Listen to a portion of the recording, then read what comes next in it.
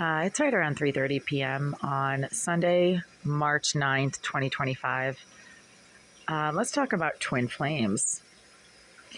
I have two twin flames. I didn't think it was possible to have two. I thought you were only supposed to have one, kind of like you only have one soulmate, or so the saying goes. You're only supposed to have one twin flame, but I have two. And I have met, spoken with, hung out with, and extensively known both of them physically, not in an imaginary land far, far away with unicorns and leprechauns, but in places around Boston that are very solidly grounded in commerce. I worked with Twin Flame number one for over a year in a large commercial facility in the Fenway area. He and I saw each other just about every day. We worked in different departments, but we're constantly crossing paths at work, hanging out in the same lunchroom, hanging out with the same people, chatting, interacting throughout the building where we worked and in the various departments where we worked. There was a lot of cross-departmental activities going on. So I knew Twin Flame number one extensively. Did not have to stalk him or follow him around to have anything to do with him. I worked with him. I also, at the time, didn't realize that he was somebody who actually cared so much that he always had my back in that place, in that workplace, even though there was a lot of backstabbing going on in that workplace. And I thought he was on the wrong side of the backstabbing and often was at odds with him. I didn't realize that he was constantly working behind the scenes on my behalf. And he continues to do that to this day. My most recent job, which was in a company and at a facility that had nothing to do with the company and the facility where I worked with Twin Flame number one, he got me that job. He works in their corporate HR department. And that would explain why I was hired within a few hours of submitting my application for the position that I was eventually hired for. This water stinks. I mean, I have to keep running it because it smells so nasty. I can't use it. I'm trying to rinse out some dishes here, do some hand washing. I got a lot going on here. The water smells like someone's filthy feet and dirty ass crack, and I'm not the one who has filthy feet and dirty ass crack. My feet are covered. I also spray them down with rubbing alcohol at least twice a day. My ass is pretty clean. Last time I checked, I showered a day and a half or 2 days ago. So it's somebody else's filthy feet and dirty ass crack that I'm smelling right now. Not sure why the water always stinks like somebody else's used up shower water. Maybe they're recycling the water from my drain, putting it right back into the tap. I don't know. All I know is that it stinks, so I have to let it run. I mean, I don't know what's in it.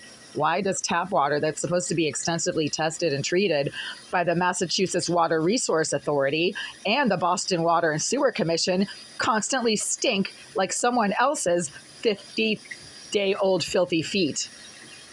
My feet are so clean, they don't smell like anything, even when I haven't showered in 2 days. So that's somebody else's dirt, not mine. Besides, it only happens when I'm standing at the sink or trying to shower in my bathroom. If I go use the water down the hall in the common bathroom, that water doesn't stink. So obviously, if the stink was coming from me, I should be able to smell it in other bathrooms that I use at the same time. Obviously, I don't. So this is right here. Something weird is going on with this tap water. Anyway, back to the Twin Flames. Twin Flame number one always had my back, and he continues to have my back even now. Twin Flame number two, unfortunately, does not. I also worked with him, not in the same company, but in the same large building that housed several different companies. And I was frequently crossing paths with Twin Flame number two on my way to lunch, on my way back to lunch. There was sort of like a food/cafeteria court, and I would bump into him there. Sometimes he'd come into my area and he'd be chatting with some of my coworkers. That's how I know that he rides motorcycles, and he had a girlfriend at the time. I think she also rode.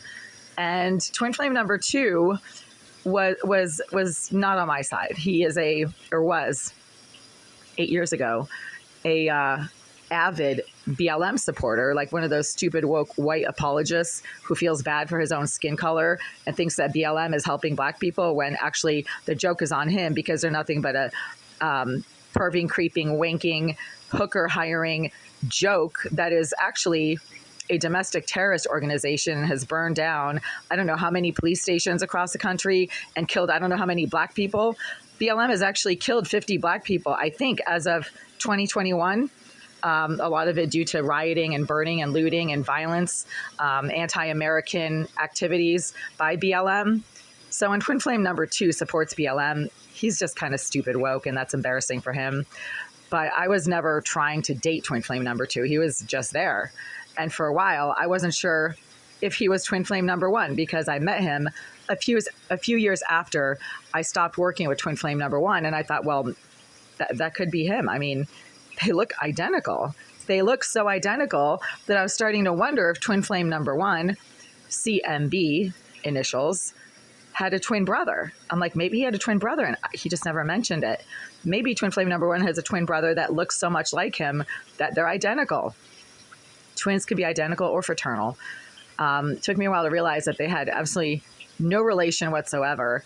And because Twin Flame number 2 was frequently chatting up my coworkers, I knew everything I needed to know about him. I knew that he was from New York. I know that he rode a motorcycle, that he was often in New Hampshire because that's where a lot of biker events take place.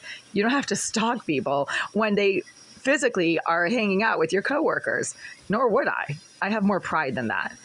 So Twin Flames, they're around. Twin Flame number 2 suddenly just, I don't know, popped back onto the scene as of 2:30 p.m. this afternoon. And because he's an ardent BLM supporter, he probably has access to the video and audio footage of BLM doxing my personal activities for the perving and creeping pleasure of the wanking asswipes in this building complex that call themselves BLM activists, but are really just a bunch of perving, creeping, pedophile scum who like little girls that are 13, specifically my nieces. So, you know, Twin Flame number 2 doesn't really have much to be proud of in the in who he supports, what kind of groups he supports. Maybe he's just stupid and doesn't realize that BLM are really mostly comprised of perving, creeping, wanking, involuntarily celibate beta males who hate stock women who they think owe them sexual favors and perv and creep all over little girls. Yeah. So BPR, you might want to rethink who you support. Amazon deplatformed your favorite charity years ago, and they're not a charity, and they're not a any kind of group that does anything legitimate. They're embezzling millions of dollars on strippers, hookers, and peep show workers, and they've been deplatformed by BLM, I think 5 years ago already. So get with the program, BLM and BPR, because it's just kind of a joke all around. But, you know, hey, if my Twin Flames are around, that's always interesting. Like I said, it's a wild ride. The whole Twin Flame situation is a wild ride. People who don't understand Twin Flame connections should probably not have any opinions about it because it's like, you know, criticizing astronauts for what they do in space. You have no idea what they're doing up there. You don't know what it's like, and you never will. So stay the fuck out of other people's business. Get your own life and go jump off a cliff if you can't do that.